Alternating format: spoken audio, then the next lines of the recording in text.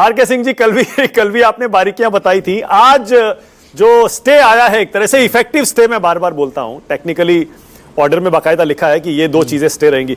आप कैसे देख रहे हैं? अब आर.के. सिंह जी बोलिए। देखिए मानक जी, आप इसको आप स्टे कह लें या कुछ कह लें, लेकिन मेरा थोड़ा मुख्तलिफ तौर पे मेरा कुछ अलग मानना है। आप दो तीन बातों को समझना पड़ेगा। पॉलिटिक्स में बार बार कहा जाता है a week in politics is too long, and मैं आज कह रहा हूँ a night in court's life is in fact too long। तो कल से आज के बीच में, हेलो, हमारी आवाज आ रही है? बोलिए। कल से आज के बीच में आप देखिए कैसे 360 डिग्री चीजें बदल गई।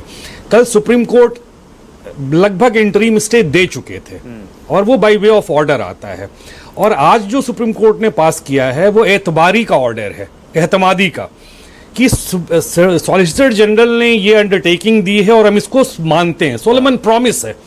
इस मुल्क में पहले भी सोलोमन प्रॉमिस किया गया था, कोर्ट के सामने एफिडेविट के थ्रू किया गया था, और उसका क्या हश्र हुआ ये मुझे बताने की आवश्यकता नहीं है।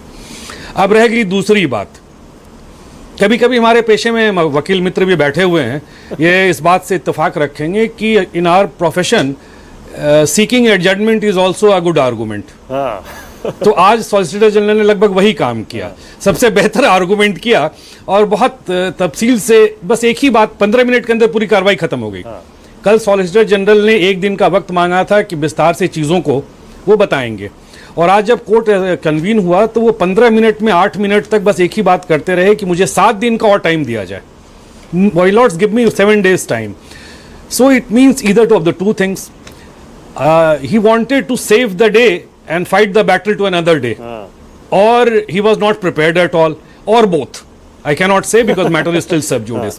So far as interim stay is concerned, मानक जी, सुप्रीम कोर्ट ने बोला है, कल भी मेरे ख्याल से कल भी मैं यही बात कह रहा था कि इस टाइप के मुकदमों में दोनों पक्षों को सुनने के बाद ही इंटरिम स्टे देना चाहिए। ये एक स्टैचू की बात है। सुप्रीम कोर्ट ने आज इसी बात पे मुहर लगा दी, बोला कि हम सॉलिसिटर जनरल के वादे पे विश्वास करते हैं, एतबार करते हैं कि ये चीजें नहीं होंगी, और फर्दर जब हम दोनों पक्षों को सुन लेंगे तो इंटरिम ऑर्डर पास करेंगे। तो बात तो खत्म हो गई, घूम फिर के वही बात आ गई।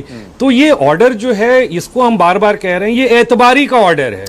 बस एतबार करने की बात है। अगर आप एतबार कर लिए तो बल्ले बल्ले, नहीं किए तो फिर आपकी मुश्किल है। जी, सुप्रिया कुछ कहना चाह रही है? सुप्रिया, 10 सेकंड्स क्विकली, छोटा सा, बहुत कम टाइम है। आप नहीं, मैं तो सिर्फ ये कहना चाह रही हूं, यहां पर एक रेफर किया गया कि आईएएस की कोई धर्म या जाति नहीं होती और वो तो अपना काम करते हैं। हमने तो देखा है हाथरस में कैसे जाके आईएएस साहब, डीएम साहब धमका रहे थे घर वालों को। हमने कितनी बार देखा है कि आईएएस बेचारे जो है वो दरबार में लगे रहते हैं बाबा के यूपी में।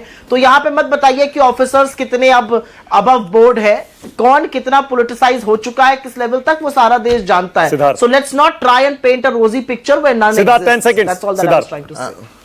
मानक जी, कांग्रेस तो बिल्कुल जानती है कि कौन किस हद तक जा सकता है, क्योंकि इनके समय में कैसे काम करा करते थे और अधिकारी कैसे उंगलियों पे नाचा करते थे, अच्छे से जानते थे। कहाँ कोर्ट का कोई आदेश नहीं आता था पर जिसके मर्जी घर जाओ घुस जाते थे, किनके केसेस जान करके पेंडिंग रखते थे ताकि उनसे बिल पास करवा सकें। अपने सहयोगी दलों को भी कोर्ट में घसीट के रखते थे, जवाब नहीं दिया करते थे, ताकि बिल पे जब वोट करने की बारी आए तो कुछ बोले नहीं।